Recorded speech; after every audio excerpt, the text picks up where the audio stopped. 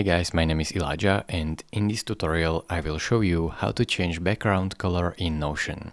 So you cannot change the actual background color of the whole Notion, you can only change it to black.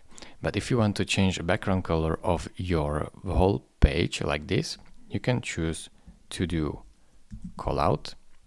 So type in / and then callout. Here, as you can see, you have your callout, and let's say I will paste a text real quick in here, so you should see how this works. This will create basically this box around your text. And you can right click and press on color, and you can change the background of it.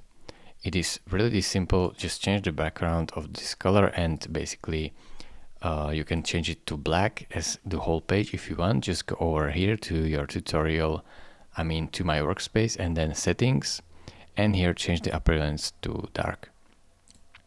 So it is really simple. Thank you very much for watching. If this video was helpful to you, consider subscribing and liking this video, and I will see you in the next tutorial.